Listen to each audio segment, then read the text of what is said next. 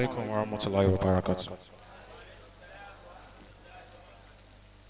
Inú mi dùn láti wà níbí lénìí nítorí pé this is the first time tó yẹn pé wọ́n máa invite me sí Muslim program báyìí tó yẹn pé a máa lè sọ̀rọ̀ nípa music, and I feel this is an opportunity for every one of us to upgrade our craft láti fi gbé iṣẹ́ wa lárugẹ. So mo máa discuss nípa effect of promotion and branding. So màá sọ ní English, màá dẹ̀ sọ ní Yorùbá kó lè wà easier, and màá dẹ̀ take àwọn questions tí bá ti ṣe tán. So nípa promotion, mo bá ká nípa fún mi ní àsìkò nǹkan tí mo fẹ́ really sọ̀rọ̀ nípa ẹ̀ aside from promotion yẹn ni bá ṣe máa ń fi orin wa sí àwọn digital stores. I should tell you. Okay. I will just take it brief, but if you have any question, I will. Okay. Many of us, tabad record orin tán, mo bá ṣe fẹ́ gbé sórí àwọn digital stores yìí. There are a whole lot of digital stores ní ìta ń bẹ̀ yẹn tó yẹn pé oríkálukú pọ̀lú policy tiwọn.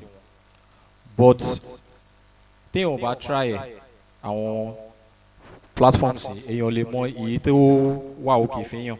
For example, we have DistroKid, we have TuneCore, we have Amuse, we have a whole lot. There are many.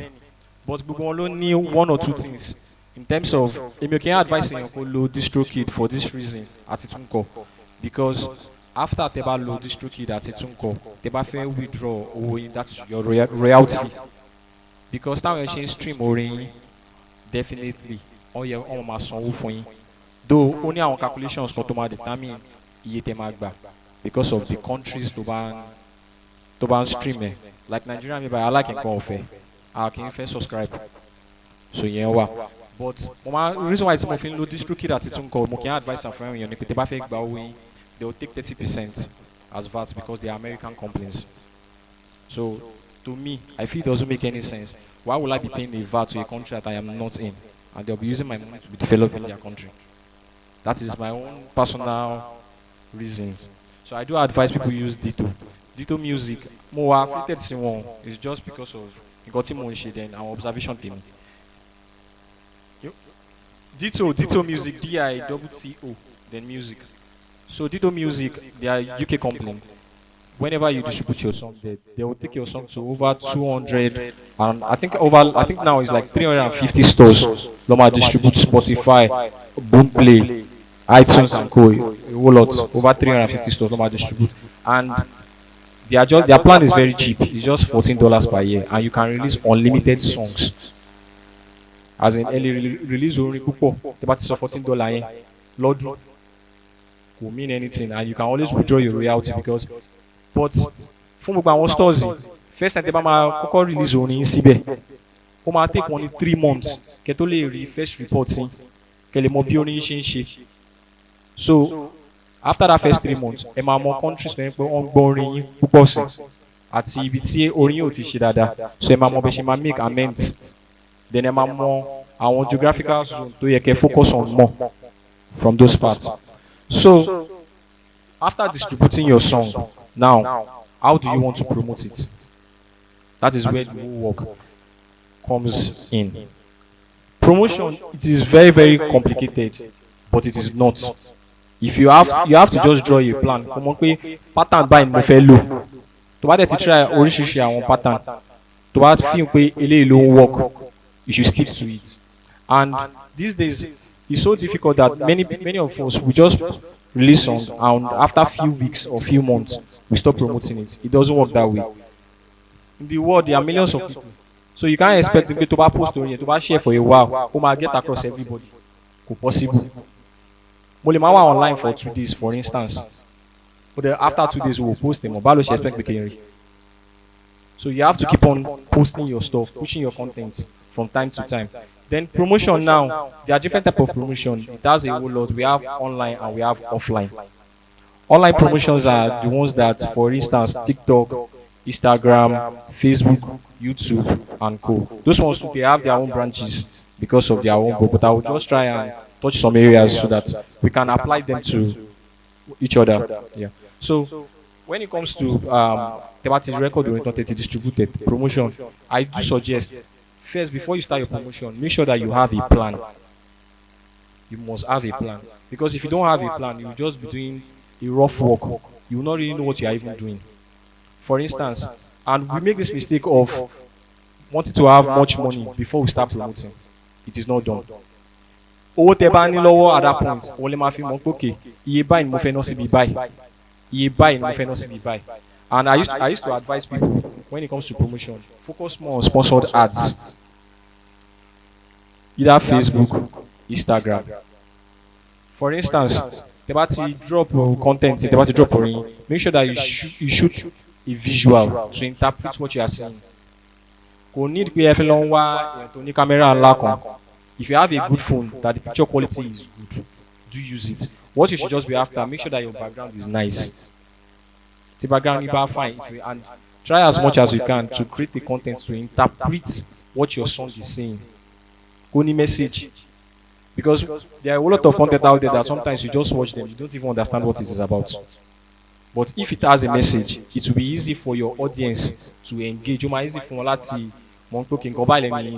and if the person loves what you do, the person can become a fan by maybe following you or liking your post from time to time. So when it now comes to the offline promotion, as we're talking about radio, TV, billboard and co. But these days, many people do not still watch TV like back in the days because most of our phone lamanwa.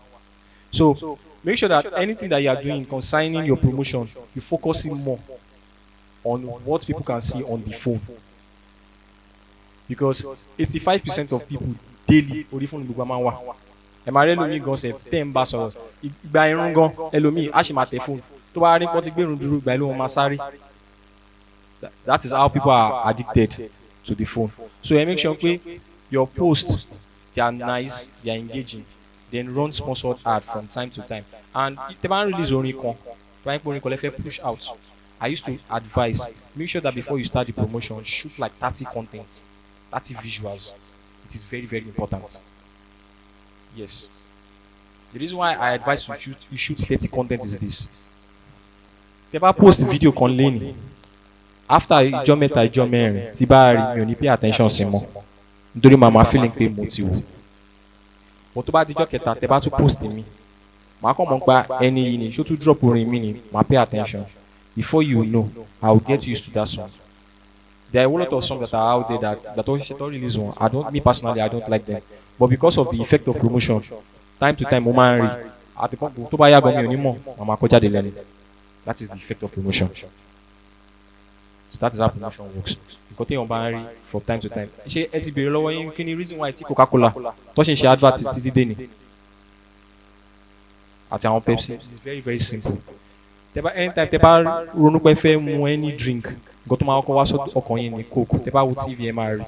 They buy Koja on shop, MRI to match on signage, and was somewhat among the sound shop. So anytime they buy any drink in Kotoma was Okoyen on Coke. It is not because in Koto Jubari woman transmits brain wa. So brain must sticks it. So you have to make sure that from time to time you are promoting your content. It is very, very good that you promote for a very long time. Give yourself a target. Then make sure that in my experience, sometimes we make this mistake and pay your mass power distributor in wa. It is not advisable. A whole lot of things happen. You can make money and the person will withdraw it because you don't know anything about it. The person will tell you stories. And that is what may I call your retirement plan.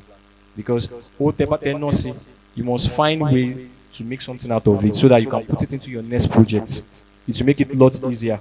Ó kọ́ dàbí kéèyàn máa gbowó lọ́wọ́ ní gbogbo kò dẹ̀ mú nǹkan kan wálé tó bá yá yín náà ó máa sún yín máa ní kí ló ṣẹlẹ̀ tó fẹ́ pa mí ni. So from the person tó bá ti buying sign up, if you can ask the person for the login or be there tẹ́ni ẹ̀ bá ń ṣe so that you can understand and they ask àwọn vital questions kẹ́ mọ̀ bóyá yearly ni ẹ máa renew payment in. Then one other important part you need to know, ask the person how can you withdraw your money? Because many of our companies, you cannot withdraw directly to Nigeria. Some of them you have to use Pioneer. You pay almost Pioneer. Pioneer le ma fi Nigerian banking, maybe your dollar account or your Nigerian account, whatever. But ẹ make sure pé ìbéèrè àwọn kìíní yẹn because so that gbogbo time tẹ́ fi ṣiṣẹ́ kì í ṣe pé èèyàn kọ́ ló wọn máa kú. It has caused a lot of issues that I don't like to go into people's personal issues because of my own work. but make sure pé any àwọn login yẹn so that you won't find yourself being sorry. And then and you need to understand that when you are promoting your song, you need to start checking your statistics. It is very, very important. For instance, you can be here in Nigeria, Korean Mashidada in London, Kedemamo. But if you check through those statistics, you will know that your song is doing fine. And let me just touch this quickly. There are some playlists out there, like Spotify, Apple Music, Boomplay, only our own playlist. Playlist called that be on CD Tamara Tele Tele. Tomako arrange our own yours. I'm going by any CD Lumawa. No more last time on Terra CD gone. I can't remember when. So playlist called that be arrangement and warning to our digitalized. So you can always stream songs from there. There are a lot of playlists that are out there. Your bass of income for foreign playlist. Make sure that you ask. I think I would drop one of my material. I will drop it. Maybe if there's a group, you can post it there for you to be able to check whether the playlist is authentic or not. Because most of the time, I'm promising pé táwọn bá fi orin sínú playlist ẹ̀ tẹ́ máa sanwó fún. Ìpè máa rí so stream, thousands of streams ló máa pè fún yín. But most of those streams are fake. They are bought streams. At the time to get harvest, they will not pay you anything because those streams are fake. And sometimes all your hard work, àwọn stores yẹn wọ́n tún máa drop ẹ̀, wọ́n máa drop orin yín. So gbogbo hard work téèyàn ti put in, wọ́n máa kọ̀ dàbí ẹni pé ó wà in vain, kọ́ ló máa jẹ́ ká ṣe àṣìdànù. So I'll drop that material so that ẹ lè máa check ẹ̀ fúnra yín. And don't fall in for someone that is going to tell you that tẹ́ bá mú iye báyìí wá, ẹ máa rí X amount of stream. It doesn't work that way. Stream doesn't work that way. I can push your song, but I can't promise you that your song is going to blow. I can't promise you. I'm not God. The reason why I can't promise you is because sometimes when you follow some promotion plans, but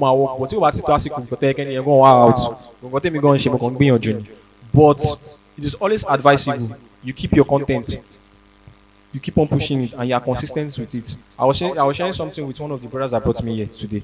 That one of the reasons why the artists think a man lose track is I can work consistent. Taba drop or anything after a few months, and issue kokomo. Emma will pay a intimation no. Could see bring kokonjade, could see bring anything out. We are all human. It is normal, but it won't help you grow fast. So what I do tell people is for a year. Have a map for yourself. For instance, your promotional plan. Here you move drop album. I think album is expensive, so sometimes I used to advise for an artist that is just coming up to work on EP, that is extended play. Mostly 5 to 6 tracks is fine. About to drop the first one. After first 3 to 4 months, you can push out another one. Now, first one about dropping, our mistakes they make during promotion. You will not allow it to happen in the second song. You will take note of those ones. Then, about to drop a 3-track meta. Then what you should do next is drop an EP. That's your extended play. That's 6 tracks. Now, kò sí bí ṣe máa gbọ́ track 1 sí track 6 tí mo ní like orin méjì àbí mẹ́ta nù àbọ̀ nínú EP yẹn. Kò sí. So definitely the person will always come back to play that album. But ẹ bá ní pé mo fẹ́ ṣe album is very, very expensive. If you want to get a quality job, it is very, very expensive because, and one thing, I'm sorry to say this, but we need to start working as Muslim artists. We need to start working on our production. It is very, very important. To be honest with you, our autotune is too much. It is just too much. Autotune actually, the main reason to create autotune is to correct errors. But I want to say, at was autotune here, all the time. I'm not trying to bring anybody down, but it's just the fact. So everybody has a good voice. It's just for you to know how to use it. Once you know how to use it, you are fine. Autotune can just be maybe just little. You can sound be Indian. You need more. You get messages sometimes. Most of the time, me personally, I used to skip because autotune is important. Then our production, we need to focus more on our production. To buy album, to buy track mẹ́rin, lo ma fún yín, to ma dem were very, very okay. Please do it. It will do you a lot of good. Kò dá kéèyàn kó nǹkan púpọ̀ tí kò ní quality ju kéèyàn ní nǹkan mẹ́rin àbí mẹ́ta tó wà òkè tó ń pọ̀ kan yín gan máa balẹ̀ lórí ẹ máa rí pé ìgbà míì wà wọ́n máa play orin àwọn èèyàn tó máa rí táyà tó máa play orin ẹlòmíì ẹ máa rí pé production yẹn máa rí bákan ẹ náà máa wọ pa ṣé wọn ò mix ẹ dáadáa ṣé wọn máa sometimes ẹlòmíì wà tó ń pé kò mọ difference between bí wọ́n mix orin àbí wọ́n master many people mọ̀ wọn but màá share one tip tẹ́ ẹ lè fi mọ̀ tó bá mix orin dáadáa àbí tí wọ́n bá master dáadáa tẹ́ bá mú fóònù yẹn create playlist from track 1 to track 10 kẹ́dẹ̀ make sure pé àwọn track tẹ́ hard yẹn ó jẹ́ àwọn ènìyàn tó yẹn pé ó wà níta tó yẹn pé àwọn èèyàn ń gbọ́ tó ń ṣe dáadáa kẹwàá ẹ fi oyin síbi number 5 àbí number 6 kẹwàá wá headset tó dáa kẹ máa fi gbọ́ tó bá dé ibi tí orin yín wà kò ní kí anybody sọ fún yín ẹ̀yin fúnra yín máa mọ̀ bí orin yín bí production yẹn wà okay bí mixing and mastering bí ó wà okay you are going to see the changes is either kó máa dàbẹ́ ni pé orin àwọn pípẹ́ yẹn ó swell orin tẹ́gbẹ́ yẹn máa gbà ṣé but tẹ́ bá kọ́ gbọ́ fúnra yín ó máa sound well but tẹ́ bá ti arrange ẹ̀ bẹ́ẹ̀ ó máa change a whole lot of things so also when it comes to promotion you need to put in a lot of effort in your artwork because your artwork speaks a whole lot about you when you are not there. Lórí tí bá máa kọ́kọ́ wo anything tí kí n tẹ tó gbọ́rin picture tẹ fi drop orin artwork yẹn máa kọ́kọ́ rí. Tí artwork yẹn ò bá wà nice mo lè má gbọ́rin náà because màá kọ́ wọn pé irú artwork wo lélẹ̀ ó dà owó ṣe jáde bíi nípa wọ́n fi fóònù ya picture ilé báyìí ṣé wọ́n sọ fún ẹni tó design ni màá skip through. But tí artwork yẹn bá dà even for events ó ní àwọn event kan tẹ bá rí design wọn ó máa wù yín lọ nítorí wọn pé àwọn design kìíní ó make sense so that is how your artwork too is your artwork is one of your promotional tools don't play with it at all. If you feel someone has done an artwork for you that you don't like you can always try other people. Artwork is not that expensive. If you want to get a good artwork you can see some graphics guy that will still I think from 10 to 20k you can still get a very good one but if your artwork is bad, it's going to affect your promotion. And one other thing that we need to also look in when you are promoting your song is your social media handles, your metadata, our information to one man should relate. But am I really mean artist? I'm a post I'm a put on tabag no. I be on tabag. I be serious. Meanwhile, you are still struggling to grow your brand. What is your bag doing there? Go and open another account for your bag business. Tí bá wá síbẹ̀ for example, tí bá rí pé artist lẹ́ni mo wá rí bag mo rí kíní, I will get tired like eléyìí ò tẹ̀ ní content bag ló ń tà màá kúrò ń bẹ̀. Meanwhile, ó lè jẹ́ àwọn post to make sense ó wà nísàlẹ̀. Like I used to tell people, nobody has that time to take too long. That's why even listening to songs sometimes in a day, I listen to a whole lot of songs every day. So to only about catchy from the first 30 seconds is a problem because Tibatin go to Batido, Mafek Bekuru, only me what Mafek. So the same applicable to your social media. And make sure people want to taba fisipe, go bank or tanshi, then contacts too.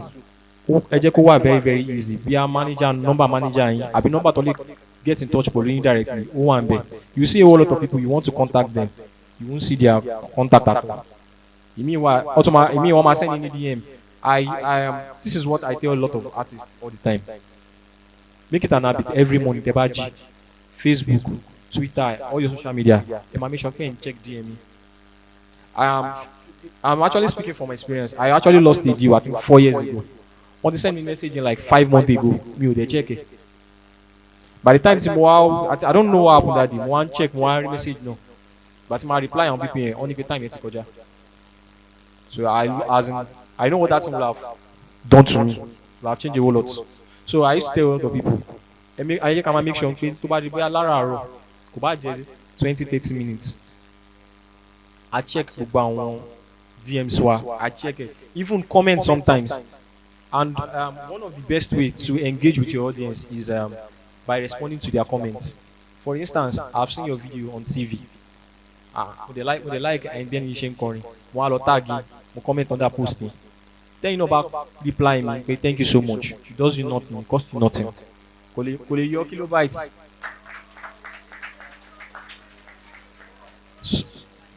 So by the time they reply comments, I might feel welcome and he accepts me. Even by the time they respond, they might me repost nǹkan yẹn ó máa ìgbà ló máa sọ fún pé anytime tí bá comment lórí ẹni yìí àǹtí kínní ó máa reply ni tí bá send wọn ní DM ó máa dá mi lóhùn automatically kì í ṣe pé bóyá ẹni ìdẹni yẹn fún anything than promotion ni because ẹ ti mọ̀ pé for instance kò bá jẹ́ 100 followers lónìí tó bá rí share nǹkan tó ẹ post kò bá jẹ́ èèyàn mẹ́wàá lórí èèyàn mẹ́wàá tẹ̀lé ẹ̀ sanwó promotion fún yẹn but those are one of the ways you can get yourself and to page tẹ́ bá engage from time to time you will see that people will always get in touch with you you will see enough fúnra yẹn wọn nípa accounting wọn máa grow because sometimes brand don man shake it to wan fẹ́ sign for artist for endorsement when I come to a page and I see that the page is boring I won't even pay any attention I will go but if I think okay first posting you are having let's say 10 posts people engage with it mo n check mo n pe ẹni wọn máa rí pé ó wọn máa increase though sometimes you have negative comments you have to be smart about how you attend to negative comment online you have to be very very smart is either you say jokingly don't bring your personal things your personal issues don't bring it on social media it will crash you that is just the honest thing. A whole lot of people are hurt so they are looking for somebody to pass that aggression on the moment about ti sell ẹ̀sìn tẹ́ bá ti buy it that is it and most of the times it affect a whole lot of things when you are just trying to say the way it is sometimes if you don't have anything to even just say just blank out for a while and everything go pass out what it pass out one of my posts somebody said one annoying comment there sometimes back mo feel for like 2 weeks I now replied him with a very light answer I want other people to comment below one bar I just leave them it is none of my business I've moved past them even comment to make to create that content so you have to be very very smart about how you create your own things so that kò ní wá jẹ́ pé èèyàn lọ́mọ máa fi ṣe example ọlọ́mọ ayẹkọ̀ fi wá ṣe example àbúrò that's aside for promotion one other thing that I would suggest again when you are doing your promotion is have a board or a paper list out all the social medias that you have and the ones that then stick in front the one that you are active on the one that you are not active on now the one that you are active on put in more energy every social media has their own algorithm that works with them algorithm mo mọ bí ṣe máa sọ ní Yorùbá but ó kọ́ dàbí bóyá máa ń pick tó máa fi jẹ́ kí èèyàn go viral and one of the steps tó máa fi jẹ́ kí èèyàn go viral is how táwọn èèyàn bá ṣe engage pẹ̀lú content yẹn that is one of the reasons mo fi ṣe ń pé how you respond to people then for you to get people to respond to you there are a whole lot of things I don't know okay let me just take it this way say bá fẹ́ post our content try to look for something that is attractive even if it doesn't concern your song at all your content but something that is funny you can put it in the beginning of a video I want to it can be like 2-3 seconds while you are editing it you can add something like a flyer that you should just change it to your own content 3 seconds ẹni àti kọ́kọ́ dúró 3 seconds tó fi ń dúró yẹn ó lè ti ṣe mistake ó ti like ẹ yẹn ti kúrò ń bẹ engagement ń bẹ̀rẹ̀ nìyẹn because that's our algorithm bóyá máa ń put for your first 5 minutes ẹ bá ti post náà tí comment bá ṣe wọlé tí likes bá ṣe wọ or views ló máa depend bí algorithm ṣe máa pick ẹ so you have to know how to go about that then one other thing that I think I should talk about again is how you collaborate with yourself before I go into branding. I've talked about promotion. How you collaborate with yourself. You see a lot of people, we start competing with each other instead of collaborating. Time to come and collaborate.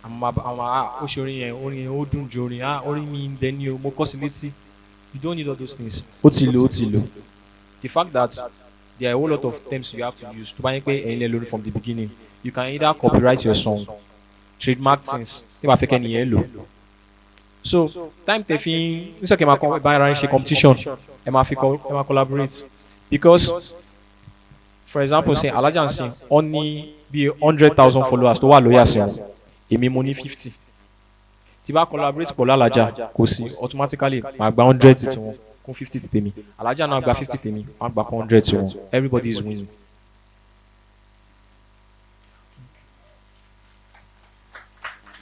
But tabawa put in instead of collaborating, I want bara share competition. Nobody's going anywhere. Okoda be to draw son of ani koja or no ni kurumbe. So we have to try as much as I can to collaborate. So let me just go into branding. Branding mainly. Ó kọ́ dàbí ẹ mọ̀ pé oríṣiríṣi bí ọyẹ sọ lẹ́ǹkan pé bread lágbẹ̀ẹ́ lẹ sọ pa bread pọ̀lú bread. Ẹ máa rí àwọn bread kan ó máa da tẹ́ bá jẹ but packaging wọn kò da. Branding is just packaging. It is now how you package yourself. That is how people are going to accept you. If you package yourself like a dustbin, people will treat you like trash. But branding is your identity. I tell a lot of people this thing all the time that sometimes when you are branding yourself, brand your style of music. When you sing, I know it is you that is singing because that is your pattern. When I see you at an event, mo ní láti súnmọ́ yín, látọkàn máa mọ̀ pé ẹni báyìí ni because ìmúra rẹ̀. Even when I see somebody intimidating you or putting on something that is the way you dress, my mind might be like, I don't no, sorry, I thought it was, but it is your own style. You need to have a style. That is what will make you different in the market because the market is too saturated. So how the market is being saturated? Once you have your own brand, that is you have put yourself in another class. Everybody will want to, and it's going to do you a whole lot of good because that's why you see it is easy for musicians to go into entrepreneur and start selling things because they already have a brand. Emare lomi wa to yin pe lára àwọn tó ń kọrin aṣọ akọ polo ló ń wọ̀ akọ máa wọ̀ polo yẹn àti tó mọ̀ abẹ̀rẹ̀ sí a brand títí abẹ̀rẹ̀ sí matter because it's his own style. Àwọn tó love style tó fi ń dress it's just like I don't want to mention him because he's a circular artist. The way he dress, putting on baggages. I see a lot of guys start putting on baggages now. It's his own style. If you open a line that sells clothes now, you will make a whole lot of mad money. So you have to create your own style. So from the scratch, you need to prepare yourself before you get to that point. So that when you get to that point, it will be very easy because you already planned yourself. Can you check primary 1, or to have primary 3, to add primary 5, or man be question on primary 2 and primary 3 but you already prepared yourself for that stardom. It is very, very important. So your brand is your identity. Don't joke with your brand. No matter what, don't joke with it. I think my time is up. Thank you so much, Mashallah. A round of applause for our darling brother, please. Hey, bawa pati wo dada kesi bi asen pabi. Adúpẹ́ púpọ̀ fún yín. Ẹ dákun torí ìtọ́lọ́run níbi tí a dé yìí. A fẹ́ yọ àyè bí ìṣẹ́jú márùn kan lẹ̀ fún question and answer. Torí wípé nínú Mascom in tí ó jọ àwọn èèyàn lójújù ní feedback. Kò sí irú ọ̀rọ̀ tó bá sọ tí ò bá rẹ́ nìkan sọ̀rọ̀ lórí ẹ̀ ó máa dùn wá so. Ẹ dákun now just 5 minutes torí Ọlọ́run so tá bá ló ní béèrè torí Ọlọ́run kí. So ṣé ti kọ́ kalẹ̀ sákẹ́ tó béèrè. Okay. Ẹ ṣe write up ẹ dákun wa máa accept bí abi márùn péré ẹjọ́ torí we still have a lot of márùn mélòó 3 okay 3 is okay please ẹjọ́ tọmọdé bá mi ṣiṣẹ́ yẹn dákun. Ẹjọ́ ẹ bá mi organ are you there please okay ọlọ́gàn náà tún kọ́lẹ̀ ìwọ náà níbẹ̀rẹ̀ okay yes. So nígbà tí wọ́n kò lè tẹ̀ lọ́wọ́